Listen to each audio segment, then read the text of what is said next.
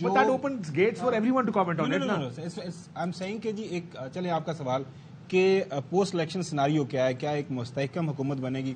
ایک کنسنسس مجھے جو نظر آیا آل انکلوسیو, ہر بندہ یہ کہہ رہا ہے کہ کوئی 60 سے 75, کوئی 75 سے 80, کوئی 80 سے 90, کہ اتنے انڈیپینڈنٹس وہ کوئی 150 سے 175 وہ آپ بھول گئے. وہی چلیں چوہے صاحب ایکسکلوسیو. تو اس صورت میں مجھے یہ لگ رہا ہے کہ اگر پیپلز پارٹی کا جو ایک کنسنسس یہاں پہ مرج ہو رہا ہے کہ 50 to 60, ویدن کوئی 55, کوئی 55, کوئی 60, تو اگر آصف علی زرداری صاحب بینگ اے ڈیل میکر اور سارا کچھ, اور میں کل بھی بات کی تھی اس پہ تھوڑا اعتراض آیا تھا کہ آف لیٹ بلاول بھٹو زرداری صاحب کا جو بیانیہ پنجاب کے اندر تھا وہ تھوڑا سا وہ جا رہے تھے کہ جناب اللہ یہ نون لیگ والے وکٹمائز کر رہے ہیں اور وہاں پہ جو ان کو سپورٹ کر رہے ہیں وہ غلط کر رہے ہیں, ان کو نہیں ہونا چاہیے, میں آ کے یہ پولیٹیکل ٹینشن ماحول بہتر کروں گا.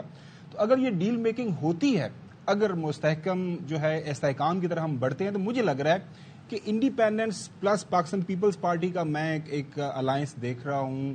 میاں صاحب اتنی دور سے اتنی تیاریوں کے ساتھ اس لیے آئے تھے کہ وزیر اعظم, میرا خیال ہے کہ حالات, واقعات, سرکمسٹانسز یہ سب اس جانب اشارہ کرتے ہیں کہ اگلی حکومت پاکستان مسلم لیگ نون کی ہی ہوگی. اس میں بحث طلب بات یہ ہے کہ اس میں سربراہ حکومت نواز شریف صاحب ہوں گے, وہ آگے کریں گے, کیا کریں گے. But I will be very surprise اگر اس قسم کا کوئی سینیریو بنتا ہے کہ جہاں پر آئی پی پی اور انڈیپینڈنٹ اور پیپلز پارٹی مل کے کوئی حکومت بنا لے, مجھے بہت حیرت ہوگی. ایک سوال ہے میرا فیصل واڈا صاحب سے. فیصل واڈا صاحب سے پہلے میں ذرا یہ ادھر بھی بات کر لوں نا کہ یہ سارے جواب دے دیں. اچھا, امکان پیپلز پارٹی کی گورنمنٹ کا سوال ہی پتہ نہیں ہوتا. اب میں جو بات کرنا چاہ رہا تھا, فیصل واڈا صاحب نے کہا تھا کہ بھائی استحکام نہیں ہوگا, حالات خراب ہو جائیں گے, یہ ہو جائے گا, وہ ہو جائے گا. دیکھیں ایک چیز میں نے دیکھی ہے, ایون کہ یعنی پچھلی جو پی ڈی ایم کی گورنمنٹ تھی اور اس کے بعد ابھی جو انٹرم گورنمنٹ آئی ہوئی ہے, یعنی جس طریقے سے یہ جو نگران حکومت ہے, اس میں بھی میں نے دیکھا کہ ایس آئی ایف سی کے جو پروجیکٹس ہیں وہ بڑے فل سوئنگ کے ساتھ چل رہے ہیں, اور آنے والی گورنمنٹ بھی ہے وہ بھی ایس آئی ایف سی کو اسی طریقے سے وہ اون کرے گی. تو معاشی استحکام تو مجھے لگ رہا ہے کہ آنے والے دنوں میں آئے گا, اور اسٹیبلٹی کے لیے یعنی اب آپ کے پاس پیسے آ جائیں گے تو پھر غربت میں بھی کمی آ سکتی ہے اور روزگار کے مواقع بھی پیدا ہو سکتے ہیں. تو you have to be little bit optimistic کہ انشاءاللہ آنے والے دنوں میں جو مشکل وقت ہے وہ تو گزر چکا ہے, آنے والے دن بہتری لے کر آئیں گے, معاشی اعتبار سے بھی اور لوگوں کی زندگیوں کے اوپر بھی بہتری آ سکتی ہے. میں نے تو سنا تھا محمد بن سلمان نے سعودی عرب والا, وہ کہہ رہا ہے پاکستان کے اتنے اچھے دن آنے والے کہ میں پاکستان شفٹ ہوں.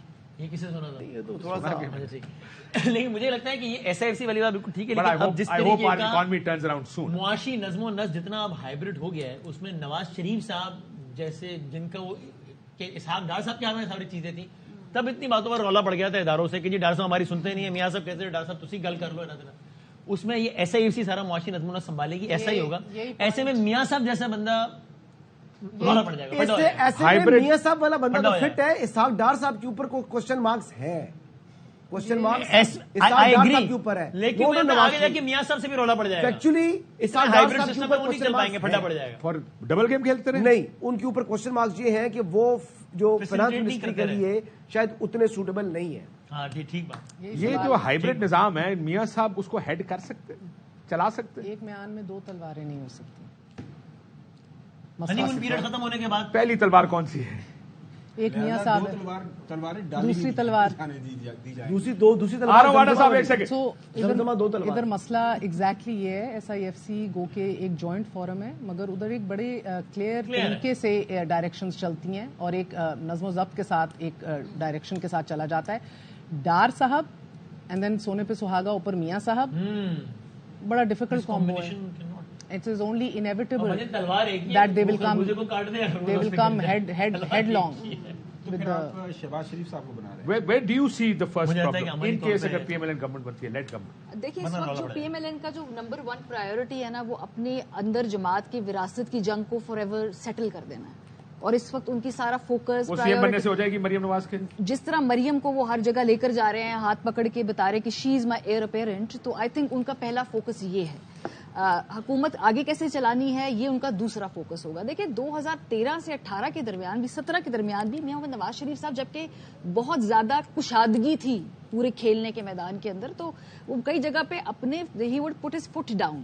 تو جو نیا ماڈل ہے SIFC लेड मॉडल, उसमें नवाज शरीफ साहब की पर्सनली जगह मुझे नजर नहीं आती है। ठीक है, नवाज शरीफ साहब मुझे पर्सनली नवाज शरीफ साहब की तबीयत से मैच नहीं करता। देखिए, अगर तो नवाज शरीफ साहब उससे समझौता करते हैं तो फिर 1993 की डिक्टेशन नहीं लूंगा से लेकर 2023 की आपने अपनी सारी लेगेसी, आपने अपनी सारी सियासत खैर जाए ना, नहीं अभी भी नहीं, यहाँ में बड़ी इंपॉर्टेंट बात करें, बिकॉज 30 साल अपनी सियासत के नवाज शरीफ साहब ने खास पोस्चरिंग की है और उसके लिए उन्होंने एग्जाइल भी गए हैं, उन्होंने अपनी हुकूमतें भी गंवाई हैं, वो जेल भी गए हैं, एक पोस्चरिंग के पीछे की है ना। सो अगर वो पोस्चर तो कॉम्प्रोमाइज हो गया ना पिछले 1.5-2 साल में।